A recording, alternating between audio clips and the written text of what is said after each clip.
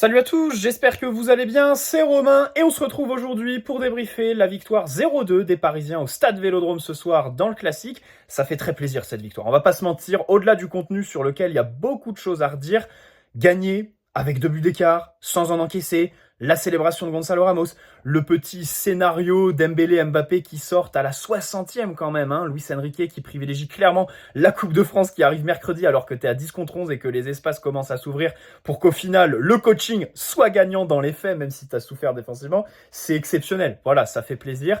Après, il y a une question qui se pose pour les Marseillais qui est assez problématique.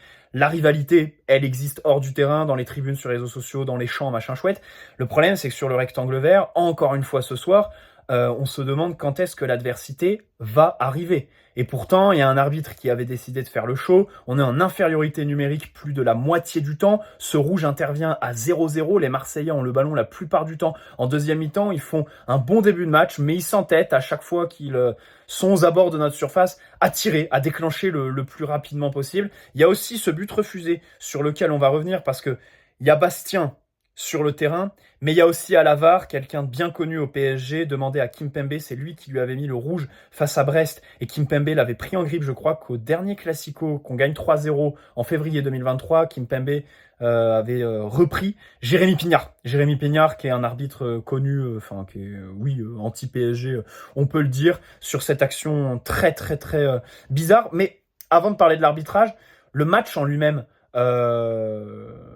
je parle pas de la prestation du PSG, mais juste en matière de foot, c'est vrai que ça a été un peu décevant, quoi. Les deux équipes, techniquement, au duel, bon, nous, en première mi-temps, on n'a pas répondu présent. Et au final, c'est d'autant plus inquiétant quand tu le mets en relation avec le moment de la saison. On est fin mars, certes, on sort d'une trêve internationale, mais tu as l'impression d'être au mois d'août, en fait, sur un match de début de saison avec un rythme très haché, assez spécial, qu'il faudrait re-regarder. On a vu un PSG défendre très bas sur la fin de match, ce qui n'était pas gagné avec la charnière. Enfin, c'est ça qui est dingue, quoi. C'est Marseille qui n'arrive pas à marquer avec une charnière Danilo Skriniar qui revient. Bon, je pense pas qu'il soit réellement apte à 100% pour jouer Skriniar, mais là, il y a urgence, surtout que Beraldo, avec le rouge direct, pourrait prendre peut-être 2 matchs de suspension. Faudrait regarder les textes. Mais voilà, c'est vrai que au final, si on veut commencer le débrief une bonne fois pour toutes, revenir sur les compositions. Toute la semaine, on nous a dit l'OM ont plein de blessés, il y a des incertains, défensivement, ils vont aller piocher dans la réserve les machins. Au final, c'est nous, sur le 11 qui est aligné, qui avons le plus d'absents en défense. Avec Marquinhos, Skriniar qui est sur le banc mais qui revient. Évidemment, Nuno, surprise, qui n'est pas dans le groupe, qui est forfait. Alors, à ce qui paraît, le staff s'attendait à ce que le Portugal le libère pour le deuxième match. Au final, ils l'ont pas fait et du coup, ce serait un peu de la gestion. Mais au-delà de ça, il y a un entraînement qu'il a loupé en début de semaine avec sa sélection. Il était resté en salle. Il a fait qu'une partie de l'entraînement collectif ces derniers jours avec son club. Donc bon, bien sûr, le PSG, le problème, c'est, bon, comme tous les clubs de foot, bien sûr, aucun club ne donne les informations précises sur les blessures de leurs joueurs. Mais nous, cette saison, plus que d'habitude, c'est vrai qu'il y a des dossiers qui étaient un peu bizarres. Asensio, qui, d'ailleurs, ce soir revient de blessure, ça faisait quand même une petite éternité qu'on l'avait pas vu, celui-là. Gonzalo Ramos. Gonzalo Ramos, son histoire du mois de décembre où il finit à l'hôpital, t'aurais pu le faire fuiter dans la presse pour expliquer ses performances en deçà, le fait qu'on le voyait un peu moins. Et au final, on l'apprend par une fuite dans les médias locaux portugais, quoi. Donc, je sais pas trop quoi penser de ce dossier Nuno. Après, je suis pas forcément inquiété dans le sens où je m'y attendais, en fait. Je m'attendais à ce que cette saison, ce soit mort, en fait, pour que lui réussisse à enchaîner tous les matchs à un top niveau physique. Parce qu'après un an d'absence, bien sûr qu'il te faut beaucoup de temps pour reprendre du rythme. Et voilà, après... Là, on l'a clairement vu et c'est quelque chose qui est resté sur toute la saison. La Coupe de France est la priorité. Tu le vois quand tu fais le triple changement Ugarte, Asensio, Gonzalo Ramos, alors que Mbappé commençait enfin à se montrer. Alors, il y a plein de faits de jeu. C'est marrant parce que ce match s'analyse plus par les faits de jeu que par la globalité. Déjà, le début de match, compliqué. Compliqué parce que tu réponds pas physiquement. Au milieu de terrain, il y a plein de ballons qui sautent, c'est ricoché, machin, et t'es pas vraiment là. Techniquement, Bon, enfin, j'en ai marre en fait de faire ce speech à chaque fois. C'est comme face à Newcastle, c'est comme face à Milan, c'est comme à chaque fois que le niveau s'élève un peu, qu'un adversaire vient te chercher, hein, parce que l'OM sont un peu venus nous chercher, qu'un adversaire te bouscule, hein, tu perds tes moyens, c'est grossier quoi.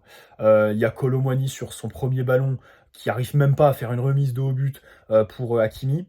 Il y a Dembélé qui perd des ballons dans l'axe c'est pas possible quoi. Et ça pose de vraies questions sur ce rôle de 8-10, faux numéro 9, appelez ça comme vous voulez.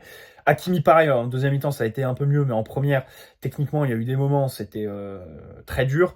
Fabian, pareil, pour lancer dans la profondeur notamment. Et bon, Mbappé, lui, on l'a pas vu. Mbappé, on l'a vraiment pas vu. Pourtant, il était à son poste de prédilection. Le rouge arrive. Alors, sur ce rouge, pour moi, la question, en fait, c'est est-ce qu'il y a faute ou pas est-ce que ça vaut un jaune ou pas? Parce que sachant qu'il avait déjà un jaune, si l'arbitre met jaune sur cette action, il sort quand même, en fait, plutôt que le rouge direct. Parce que oui, la réalité, bien sûr, il n'y a pas rouge. Il n'y a pas rouge direct. Après, la faute, franchement, les gars, le problème, c'est que si c'était un défenseur dont on sait que il défend très bien, que là, bon, il se trouve un peu. Ok, je veux bien comprendre, mais le problème, c'est que là, c'est Beraldo qui est tout le temps obligé de faire ce genre de geste un peu bizarre pour s'imposer, en fait, pour prendre l'ascendant sur son adversaire. Et c'est ce qui me fait peur défensivement avec lui, parce que en Ligue 1 plus qu'ailleurs, déjà, tu peux pas faire ça, en fait. D'ailleurs, Sergio Ramos a été surpris à plusieurs moments sur son passage au PSG. En Espagne, tu peux te permettre des gestes qu'ici tu peux pas. Donc là-dessus, va vraiment falloir qu'il progresse parce que Aubameyang joue très bien le coup dans le sens où il fait un bon contrôle, qui remet le ballon dans la course. C'est difficile de dire qu'il annihile une occasion de but parce que bah, déjà, tu es à 50 mètres des buts, il peut se passer des choses sur une telle distance et surtout, tu es très excentré. Donc là-dessus, il y a un énorme débat et ok, je pense pas qu'il annihile l'occasion de but. Par contre, voilà, il y a quand même le bras. Enfin, pour moi, il y a faute. Pour moi, il y a faute. Après, pas rouge, pas rouge. Le jaune, ça peut se discuter. Le problème, c'est, encore une fois, la VAR qui l'appelle. Je crois qu'une fois que tu vas voir la VAR, tu peux que mettre un rouge direct, en fait. Et surtout, en fait, ce qui arrive après. C'est-à-dire qu'on a un arbitre qui a perdu le fil du match. Bah, déjà, sur l'action, il distribue les jaunes avec tous ceux qui contestent. Et derrière, bah, en fait, le but refusé à l'OM, t'as l'impression que c'est une action où, psychologiquement, l'arbitre veut se reprendre. Ou à la mi-temps, il a vu qu'il a fait une erreur. Et au final, sur ce but refusé, qui pour moi aurait dû être accordé, il veut se reprendre. Voilà. On sait que les arbitres, quand ils font ce genre d'erreur, après, c'est très difficile hein, de garder le fil. Et encore une fois, ce soir, on a un arbitre qui l'a perdu. Donc bon, c'est vrai que le pauvre Beraldo, bah, au moins, ça va le reposer. Comme il prend rouge direct, et encore une fois, je répète, hein, il n'y a pas rouge direct sur l'action. Bien sûr, ça ne vaut absolument pas rouge, parce que sinon, tu le siffles quasiment en permanence, carton rouge, quoi, si tu siffles là-dessus. Euh, Quand c'est deuxième jaune, tu passes en commission, il y a moyen qu'ils te mettent qu'un seul match, tu vois. Je crois qu'ils peuvent même te mettre du... Non, je veux pas dire de conneries. Mais là, rouge direct, ça a un impact sur la potentielle suspension. S'il a deux matchs, là, on pourra dire, ouais, on est ric-rac défensivement. Le problème, c'est que ça nous met un peu dans la merde, quoi, sur les matchs qui vont arriver. Il y a Clermont, et après, c'est... Il y a Lyon le 21, Lorient le 24, et je crois qu'il y en a un autre avant, si je dis pas de bêtises, juste après le match le match retour contre le Barça. Mais bref, au niveau de la suspension, c'est ça. Après, voilà, pour moi, sur l'action, il y a faute. Et plus largement, ce qu'il faut retenir, bah, l'arbitrage français, que veux-tu, c'est comme ça, hein, c'est tous des cow-boys. J'en ai l'impression que ça ne changera pas. Et cette saison, ça a l'air d'aller de pire en pire. Par contre, pour Beraldo, là-dessus, en fait, c'est là où je veux insister. C'est qu'il ne faut pas voir que par le prisme de l'arbitre. Il faut aussi voir Beraldo qui fait tout le temps ce genre de geste. Et à un moment donné, bah, tu prends des risques. Voilà, tu prends des risques. À chaque fois, quand il quitte l'alignement, qu'il est sur les duels aériens, quand il prend l'ascendant sur le duel aérien, c'est parce que juste avant, il a fait un geste. Alors c'est super, hein, c'est le vice, c'est le caractère, c'est tout ce que vous voulez. Et le problème, c'est voilà, le problème, c'est qu'après, bah, tu t'exposes un petit peu. Retour des vestiaires avec Marseille qui fait un peu n'importe quoi. Vitinha qui mène un contre magnifiquement bien. Écoutez, hommage à Vitinha qui sortait probablement d'un de ses meilleurs matchs au PSG face à Montpellier il y a 15 jours. Là, ça a été plus compliqué en première mi-temps, mais voilà, il marque le but. Et Ouah, je pense que une progression telle d'une année à l'autre au PSG, sous l'ère QSI, c'est vrai qu'on n'a pas beaucoup de noms comme ce qu'on voit avec Vitinha là. Vraiment, c'est à souligner. Après, c'est sûr que par rapport à l'année dernière, c'est pas du tout la même équipe, les mêmes joueurs, mais la frappe, ça fait plaisir. Je note que tous les autres, déjà Mbappé n'a pas tiré au but ce soir, mais on va y venir à Mbappé, on va y venir. Tous les autres, la mollesse des frappes. Hakimi, Fabien Ruiz. Fabien Ruiz, putain, en première. Alors sa première action, elle est dévissée, à la troisième là. Après, il y en a une autre où il est complètement mou. Dembélé, putain, le rush de Dembélé en première mi-temps, punaise, tu te dis, c'est pas possible quoi, c'est pas possible. Mais comme souvent cette saison, l'impression c'est que le PSG ne maîtrise pas son match, se fait bousculer et tout ça, mais t'as quand même des occasions franches quoi. Ah, le rush de Dembélé avec le tir à la fin tout mollasson, bah, c'est un résumé assez bon de son aventure au PSG, de sa carrière. Quoique, enfin, le Dembélé de Rennes, je me souviens pas d'un Dembélé avec autant de défauts à la finition, quoi. C'est incroyable, c'est dingue. Et le truc de numéro 8-10, là, milieu, il a pas de repère. Je pense qu'il faut arrêter, quoi. Parce que le problème, c'est que, au-delà du choix de mettre Dembélé, tu te prives. Si on va à l'essentiel, tu te prives de ce qui se marchait le mieux en fait depuis le début de la saison. Hein. Mettre Dembélé en 8-10, c'est s'enlever ce côté droit Dembélé à Hakimi en fait, qui était limite la seule valeur sûre sur la première partie de saison quand même. Donc rien que pour ça, il faut le remettre à droite. Et on l'a vu en début de deuxième mi-temps, ils font quelques échanges plutôt intéressants. Bon avec Colomani, ça, Colomani Dembélé, il y a eu des trucs intéressants. Il y a eu bah, l'espèce de face-à-face, entre guillemets, Colomani en fin de première mi-temps. Il y a la prise de profondeur en début de match où Colo fait un centre en retrait. Il y a eu quelques trucs de la part de Colomani, mais sur cette doublette Colomani-Ramos, j'ai l'impression, les gars, qu'on est parti dans une faille temporelle. Alors, Ramos, je pense qu'il a un avantage sur Colo, c'est sur le body language. Et ce soir, avec la célébration, on a l'exemple parfait. C'est-à-dire que, bah voilà, ça va faire plaisir à tout le monde. Et moi, le premier, quand je l'ai vu faire le pistolet, c'est déjà mythique, tu vois. Et puis, l'hommage à Icardi avec Hakimi, quand il prend les cuissons, c'est super. Mais ce que je veux dire, c'est qu'il dégage quelque chose de différent de Colomani, quoi. Il y a une espèce de nonchalance chez Randall qui est assez insupportable. Qui est assez insupportable. Je sais pas trop quoi en penser. Le problème, c'est que j'aime pas juger les joueurs sur leur attitude, tu vois. Mais là, le problème, c'est qu'il y a tellement un différentiel. Et on sait que Randall a un avantage vis-à-vis de sa relation avec Mbappé, Dembélé, vis-à-vis aussi de ses aptitudes techniques, parce que pour moi, si vous voulez que je parle objectivement, Randall, normalement, doit être devant Gonzalo Ramos. Mais la réalité, voilà, c'est qu'aujourd'hui, il ne l'est pas. Il fait encore un match très compliqué, et tout est ouvert. Et en fait, le problème, c'est qu'à chaque fois, il y en a un qui est titulaire, l'autre qui rentre en cours de match. À chaque fois, celui qui est titulaire fait un mauvais match, et celui qui rentre, bah, il va mettre son pion, il va faire une bonne entrée, et au final, ça va réouvrir le débat. C'est la faille temporelle, les gars. J'ai l'impression qu'on est parti là-dedans. Alors, la sortie de Mbappé. La sortie d'Mbappé, bon, honnêtement, pour rester sur la sortie, je n'ai pas trop compris, quoi. Lui comme Dembélé. À un moment donné, les espaces, ils commençaient à s'ouvrir. Alors, il sort d'une action qui est pas très bonne parce qu'il loupe sa passe à la fin.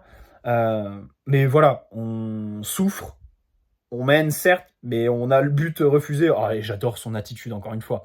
Après le, après la convocation de l'arbitre sur le penalty il y a 15 jours face à Montpellier, là Mbappé, on le voit pas, il est absent complètement. Et là sur le but refusé, ah il arrive là, il est, mais je crois qu'il prend le ballon et tout ça, il est antagoniste. Hein, c'est exceptionnel. Hein. Quand il a le brassard, c'est le divertissement à l'état pur. Mais le problème, voilà, c'est tu le fais sortir. Alors, il y a Luis Enrique qui va à l'autre bout de sa zone technique pour éviter de lui taper dans la main. Mbappé, Dembélé qui rentre au vestiaire. J'espère que c'était pour se sécher à minima, se doucher. Mais bon, allez, 75e, je veux bien, 80e, mais la 60e, ça fait un peu tôt, quoi. Surtout que les espaces commençaient à s'ouvrir. Et j'ose espérer quand même que Luis Enrique n'est plus dans cette espèce de guéguerre d'ego, quoi. Voilà. Juste ça. Après, le coaching qu'il fait à la 60e, euh, encore une fois, là où ça va être mal jugé par les médias, c'est qu'on va s'arrêter sur le coaching Et en fait, ça aide Mbappé. Parce que Luis Enrique va tout prendre, voilà, va encore perdre du crédit dans les médias et tout ça. On sait que les médias sont des relais aux yeux des supporters. Et au final, personne va parler du mauvais match d'Mbappé, en fait. Parce qu'il sort à la 60e, mais il y a 60 minutes qui sont honteuses de sa part. Et il est à son poste de prédilection. Hein. Tous ceux qui nous disent, ouais, faut le mettre au poste de gauche, machin chouette, là, croyez-moi qu'on va pas les entendre. Ce seront ceux qui vont critiquer Luis Enrique ce soir. Hein. Tous ceux qui nous disent, ouais, c'est pas le numéro 9. Oh. Ah bah, ailier gauche, encore un beau match de merde, hein, parce qu'on l'a vraiment pas vu. Après, le sortir à la 60e, il y a les espaces qui commencent à s'ouvrir. Je reste quand même persuadé qu'Mbappé est un joueur à part qui voilà te fait gagner un match quand il prend les espaces, quand ça commence à s'ouvrir. Mais le reste, voilà, c'était un match très compliqué pour lui, sans mêler les pinceaux. Par moment, il a réussi quelques petits 1-2 avec Fabian. C'est vrai que quand il est sur le côté gauche, par moment, ils ont réussi à faire des petites incursions. C'était un peu mieux que le côté droit. Warren, Hakimi, Colomani, quoi, disons. Voilà. Enfin, j'essaye d'aller chercher loin, hein, les gars, hein, je suis désolé. Parlons de Gigi aussi, qui fait des arrêts de dingue. Juste après le but de Ramos, là, l'arrêt où il se jette en avant les deux fois. La frappe aussi qu'il arrête. Bon, alors, il est un peu angle fermé, mais il l'arrête quand même. Il prend un jaune. C'est ça, à la mi-temps, je me dis. À la mi-temps, hein, j'avais très peur parce que Beraldo prend le rouge. Mais le problème, c'est qu'il y a Danilo, il y a Lucas Hernandez et il y a Donnarumma qui prennent aussi des jaunes. Et ça, les gars, c'est problématique. Pour cette équipe, c'est problématique parce qu'on était sur un match où il n'y avait aucune intensité. Comment tu te retrouves avec 4 cartons jaunes à la mi-temps, dont un rouge, avec aussi peu d'intensité? C'est vraiment inexplicable, quoi, de péter les plombs comme ça. Lucas, pareil, il prend un carton jaune qui est un peu débile. Bien sûr, il y a le rôle de l'arbitre aussi, hein, qui fait le cow-boy, et je dis pas. Mais c'est vrai que là-dessus, faut travailler. Mais grande Gigio, et je pense que là, alors en début de saison, en première partie de saison, on pouvait parler de Warren.